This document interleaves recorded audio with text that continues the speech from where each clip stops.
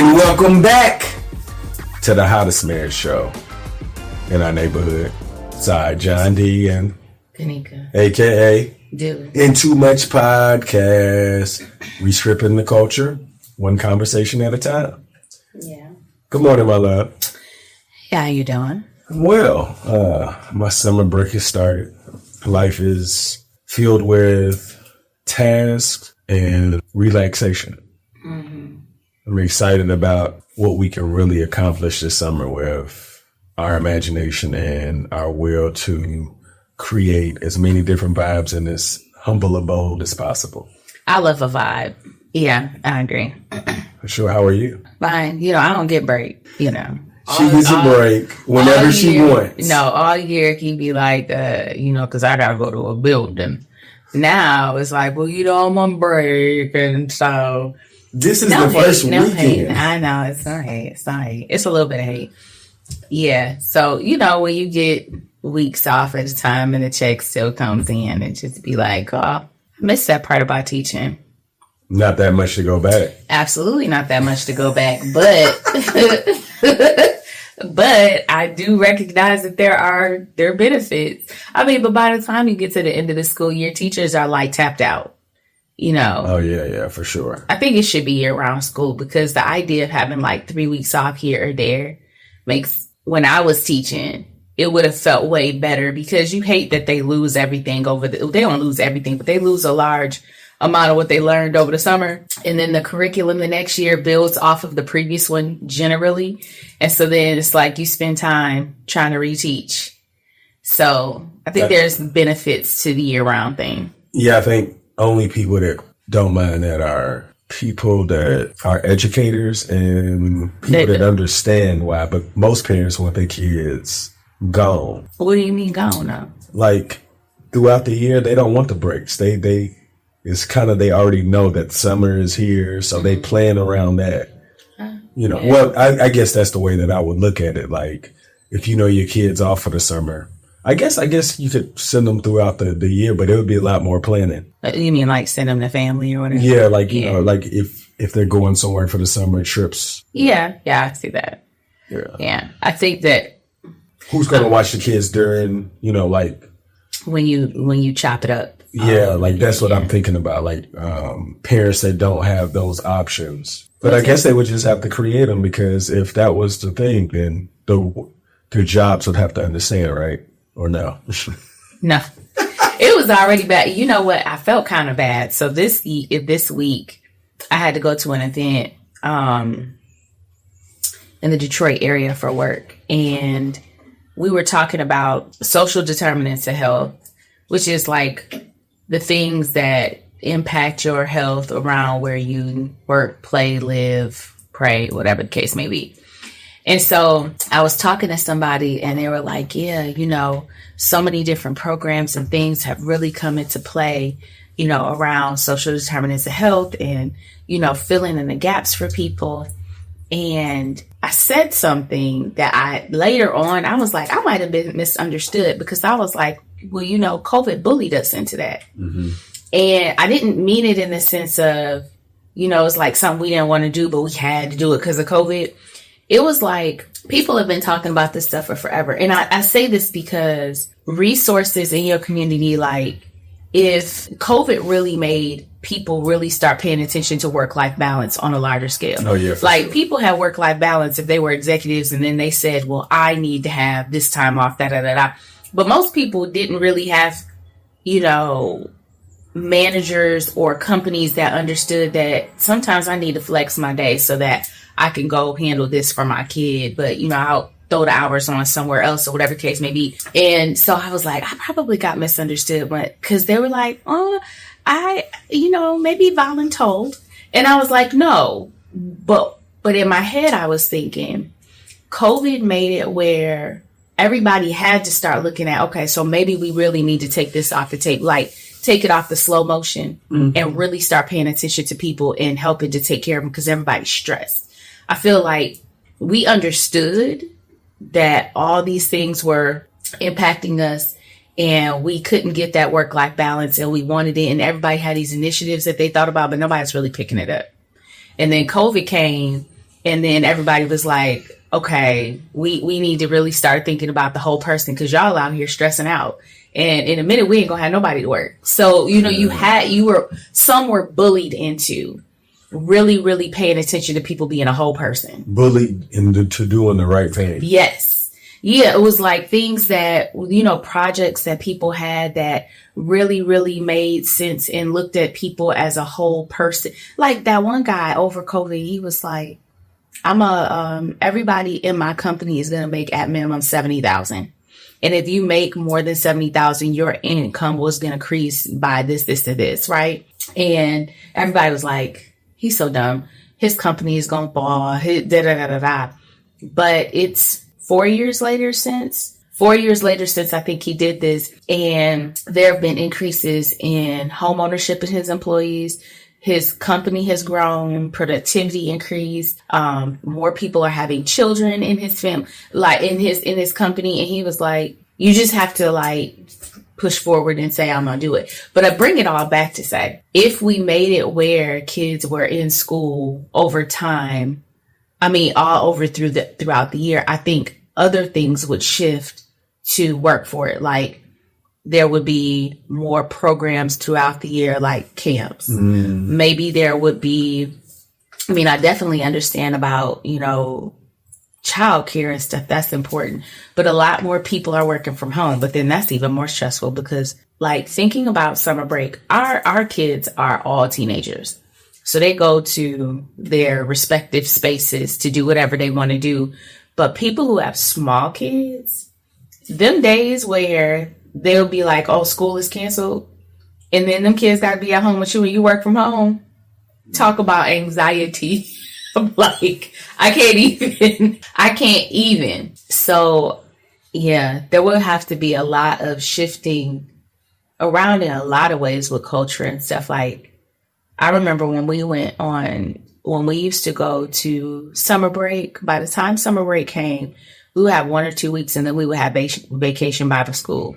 Vacation Bible school always made sure that they were at a certain time, like in the beginning of the summer. Yeah. And sometimes it'll be 1, sometimes it'll be 2 weeks.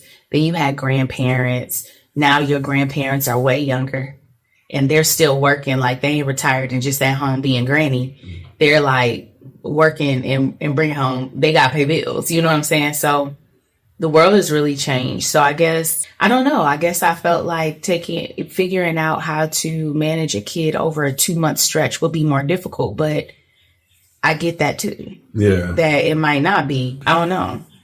I think that if you put a problem in front of anybody, you'll get complaining because people don't want to change, but overall they'll adapt. Oh yeah. Cause it shows we adapt. For sure. And that was one of the things I was saying with COVID, like all these jobs were acting like you couldn't work from home. Then all of a sudden laptops were being bought in mass and then everybody was getting sent home to work. You can make it work. You just have to be put in a position. And I think that was really what it is. If you get backed into a corner, you become far more innovative and creative about how you're going to solve the problem. And you're looking around at everything. Like we're not backed in a corner. However, when we moved into the house, our house is very, very plain. Like the people before us, they didn't really do anything in regards to the front yard, the backyard. Everything was kind of just blah. And looking at it, we're like, okay, something got to happen. One day, I don't even know where we found this. Oh, there was flagstone on the side of the house just for no reason. So we put that in the garage. We're like, we'll use that at some point. So flagstone is a particular type of rock or a stone people use for decorative things in yards and parks. Like pavers and stuff like stepping stone spaces. Yeah. And so we found that, we put it in the garage. We're like, maybe we'll use it. We had this one area, for some reason they had bricks there. I don't know why those bricks were there. We dug them up, but we were like, we'll use them some other time.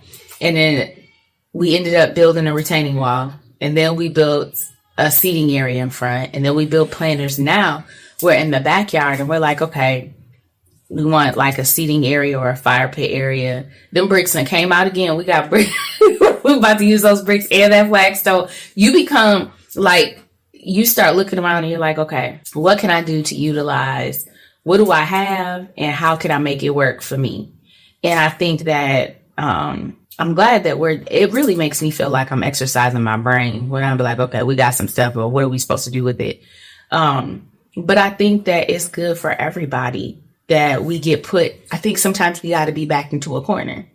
I know it's a lot of anxiety and it's scary, and I'm not going to act like COVID wasn't like horrible and traumatizing for a lot of people.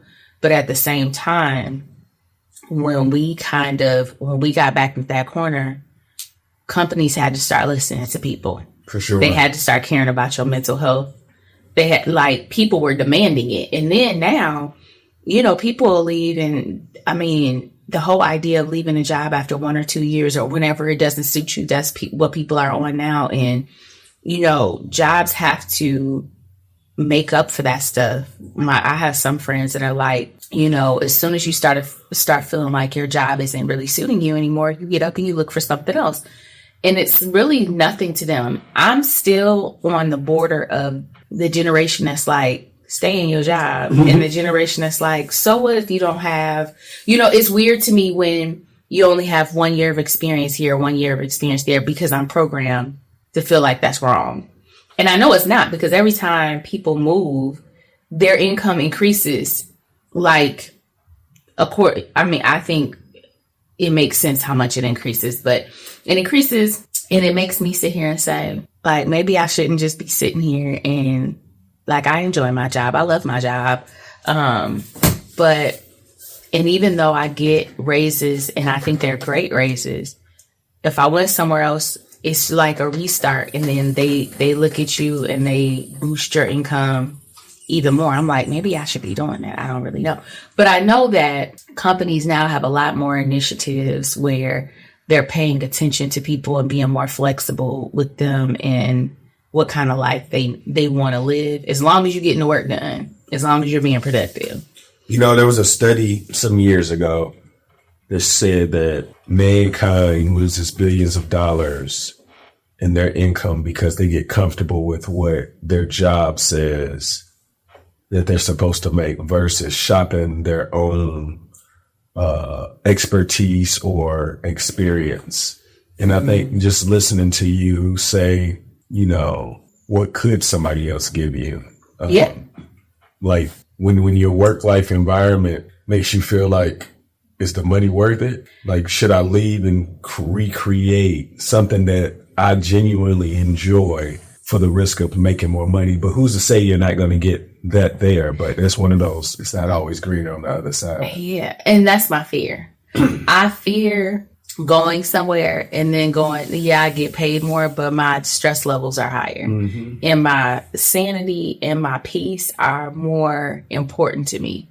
But it's the fear of the unknown. Absolutely. So just listening again, I think even though people don't consider that when they're not making that decision, that if people did leave their jobs, I think stress would go up even more, because transient workplaces is high stress. Yeah. Because a lot of the people that are there are doing multiple jobs that are not even theirs. And it's just tempers are a lot quicker. Mm-hmm. People have a lot better way to view how things should be done. And you just get a lot of gossip. I don't want to say gossip, but, negative conversations about, what could be done. You stretch thin. You be like, well, I got to find somebody to unload off of them. You know what I'm saying? But I agree. I don't know. So I think that in my case, my job may be lucky that I have that fear.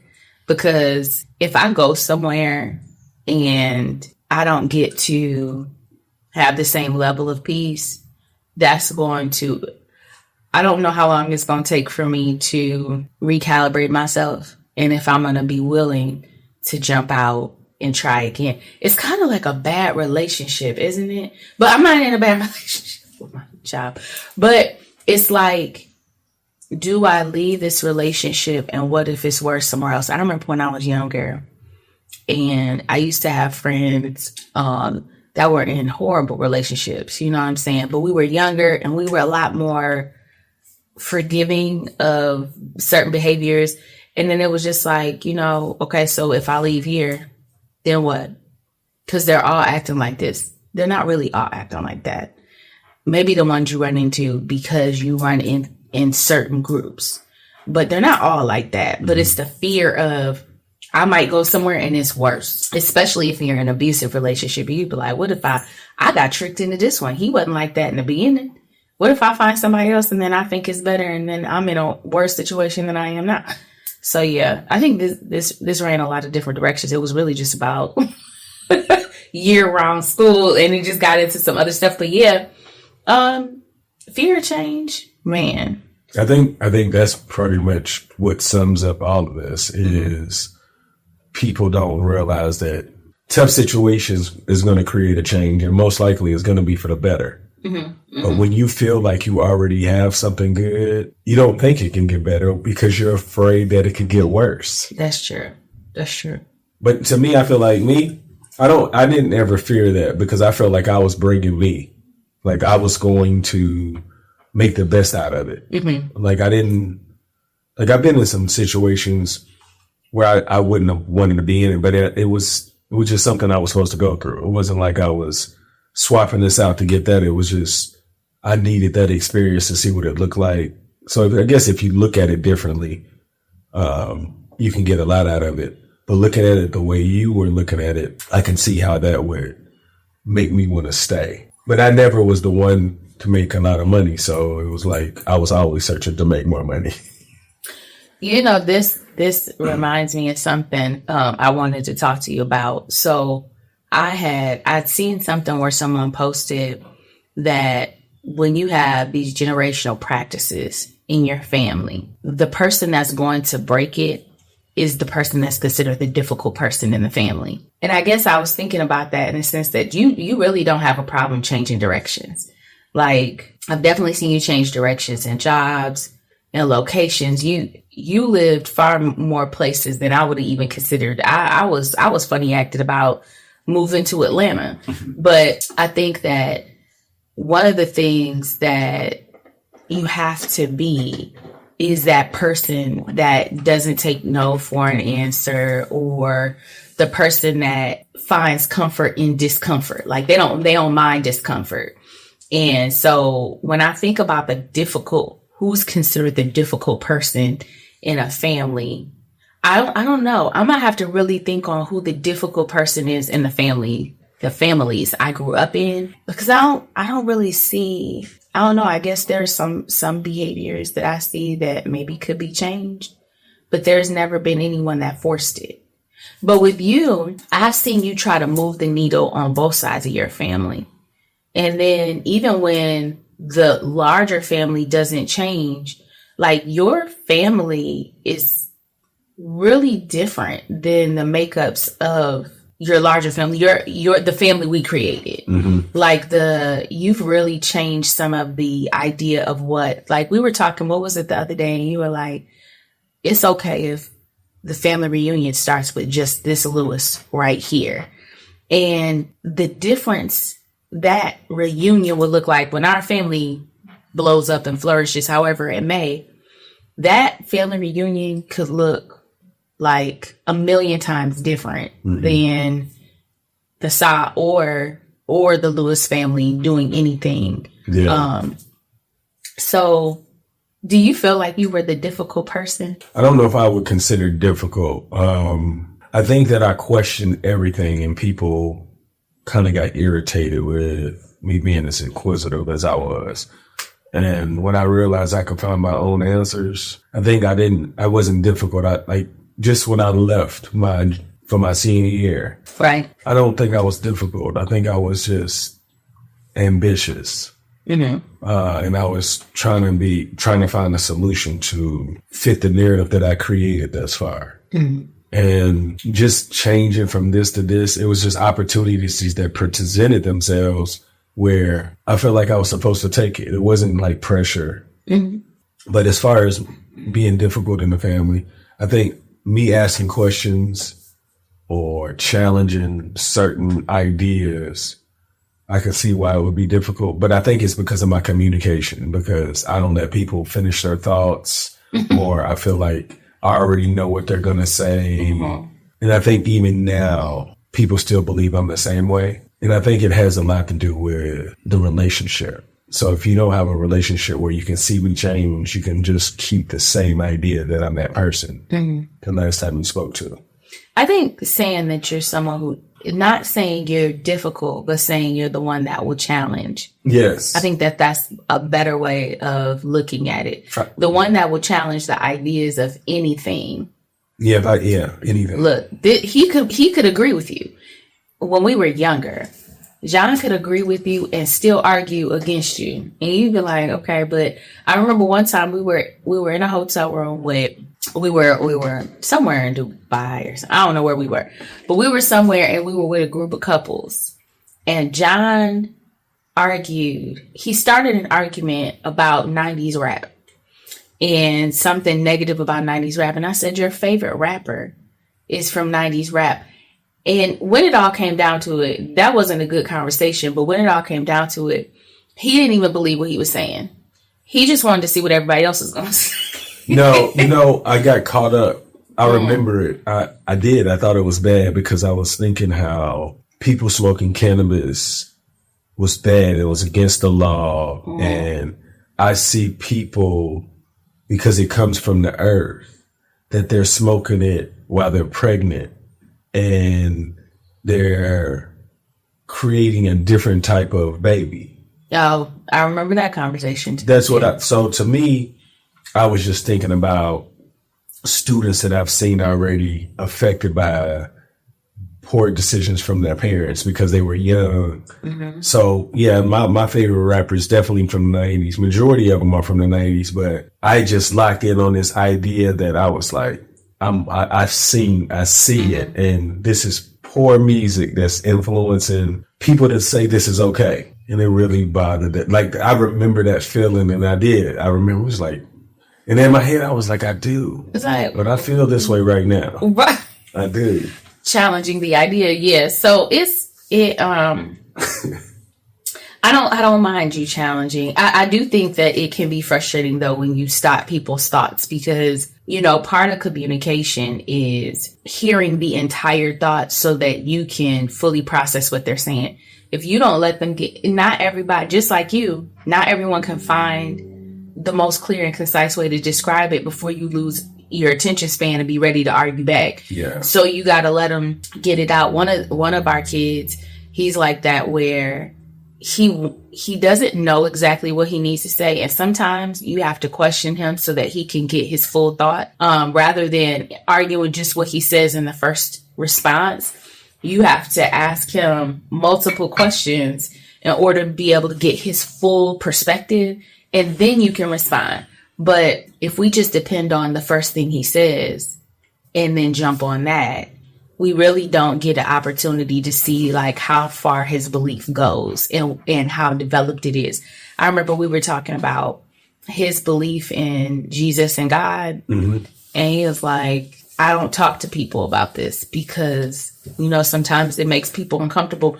But I think that letting somebody give their entire thought, and even if you think that you got the whole thought, even being able to say, okay, is that your whole perspective? Is there more you want to put on that? Because it makes a difference as to what you're really arguing. You know what I mean? For sure.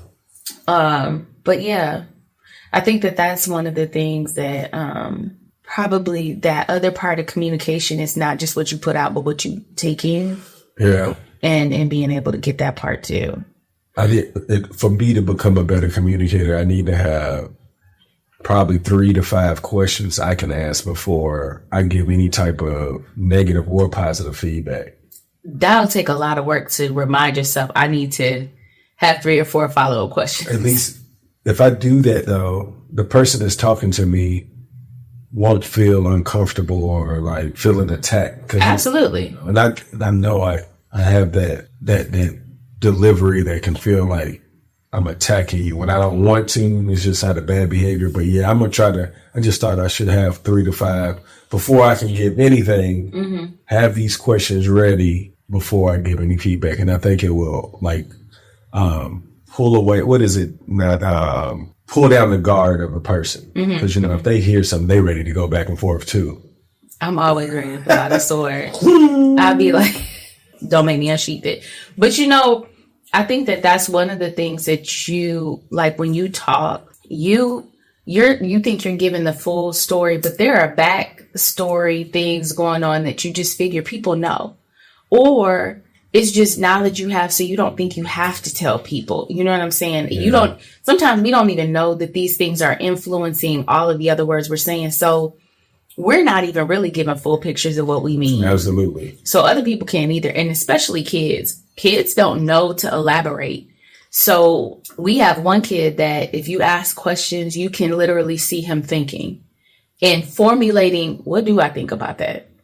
Okay, well, this is what I think about it. And then saying, or he'll just be like, I don't know. We have another kid that when they're talking and you ask questions, they have this full, like if you ask, they got the thoughts to go with it in the background of what they feel is their supporting factors, but they're not telling you all of that either because they figure you should know. Mm-hmm. So, you have a lot of people who are communicating and only giving like a percentage of the percentage of their full thought. And I think that that's why we end up arguing in unnecessarily sometimes with people, because we don't have enough information. And sometimes we get so anxious to say what we want to say in argument of what they're talking about. We don't really care about the details that come after it, because I got a good argument as to why you're wrong already. Yeah. And last night we were talking about people being wrong. Was it last night or you were like, or yesterday? I like to say agree to disagree sometimes. And he was like, I don't need to hear that. And I used to get offended because we would go back and forth trying to pull out all the details of the conversation. Like, okay, I'm trying to understand what you're saying.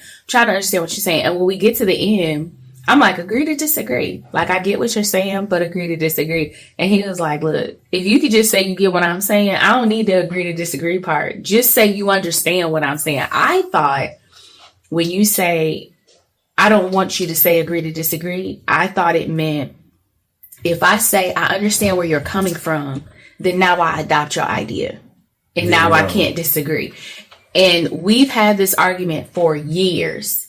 And just last night we were talking, he was like, but I don't need that. No, when he used to say, I don't need that, I was like, but it's discounting the fact that I still hold my own idea. I feel like I should be able to say that. You're like, but I don't need that.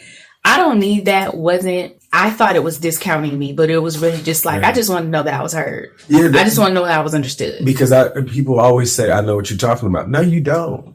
Because if you did, you wouldn't say like the responses you would come up with. That's why I said, like, if you really understood, your response would be different.